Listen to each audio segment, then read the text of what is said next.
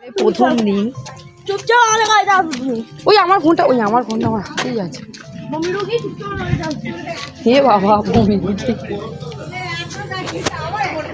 Hello everyone, আজকে যাচ্ছি শিটংয়ের একটা মানে কি বলবো মোস্ট পপুলার জায়গা হচ্ছে অরেঞ্জ গার্ডেন। সম্ভবত আমার না ফোনের চার্জটা শেষ হয়ে গেছিলো, তার জন্য আমি কোনো ভিডিওস করতে পারিনি, কিন্তু আমি তোমাদের পরে দেখিয়ে দেবো নেক্সট ভিডিওতে।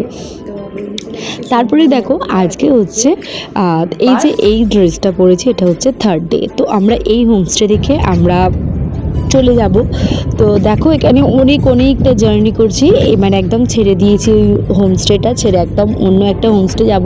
তো যেতে যেতে এখানে আমরা লামাহাট্টা ইকো পার্ক দেখবো, তারপরে অনেক ফুলের গাছ দেখতে পাচ্ছি, এটা অর্কিড বাগান। তো অর্কিড বাগানে আর কি দেখতে গিয়ে চলে এসেছি, একটা বেশ ভালো মতন ফোয়ারা ছিল এখানে। আর দেখো এখানে অনেক মাছ ছিল, আমি তো ভাবছিলাম হয়তো ল্যাটা শোল আমাদের যেমনি হয় না সেইগুলো। আর এখানে দেখতে পাচ্ছ, তোমরা একটু পজ করে দেখে নাও কোন মাঝে কী অর্কিড ফুল হয়, এখানে সামথিং সেগুলোই লেখা আছে, তোমরা একটু পজ করে দেখে নিও। এখানে অজস্র ধরনের আর কি অর্কিড ছিল, তো অর্কিড ফ্লাওয়ার। তো এটা অর্কিড গার্ডেন, তো আমরা এসেছি। তো এখানে অর্কিড গার্ডেন দেখার পরে জাস্ট আমরা একটা দিন স্টে করব হচ্ছে ওমেগা হোমস্টে, তারপরেই চলে যাব হচ্ছে লামাহাট্টা ইকো পার্ক। তো দেখো, দেখতে থাকো কীরকম লাগছে বলো। আর তোমরা কিন্তু যারা যারা আমার ভিডিওস দেখছো, একটা লাইক তো বানতাই হে, তাই না? তো লাইক করছো না, একটু কমেন্টসও নেই, তো একটু কমেন্টসও করো যাতে আমার একটু খুশি হয়।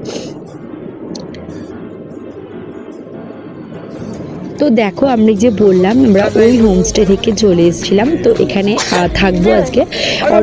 শুধু অর্কিড ফ্লাওয়ার মানে গার্ডেনটা দেখেছি আর কি, তারপর দেখেই আমরা এই হোমস্টেটা আমরা স্টে করব একটা নাইট আর কি, একদিন।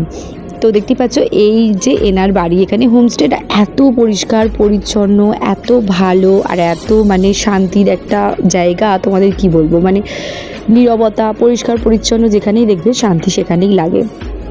তো দেখো আমি যে ভিডিওটা করব পুরো মানে ট্যুরটা আর কি, হোম ট্যুরটা করা হয়নি, এত খিদে পেয়েছে চলো এত জোর খিদে পেয়েছে, আর কোনো আমি ভিডিও করার চক্করে নেই, এবার কিন্তু আমাদের খেতে হবে। তো আমরা সবাই যতজন গিয়েছিলাম দেখতেই পাচ্ছ, আমাদের খেতে দিয়েছে ডিম কষা, তারপরে কি দেখতে পাচ্ছি আলু ভাজা, পাঁপড় ভাজা, তারপরে শাক ভাজা, স্যালাড, এখানে দেখতেই পাচ্ছ সব কিছু। আর ছিল হচ্ছে অবশ্যই ডাল, আর ওদের অর্গ্যানিক শাক ভাজা আর কি, কী শাক বুঝতে পারছিলাম না, মূলো শাক না পালং শাক, কিন্তু মূলো শাকের মতন কিছুটা খেতে।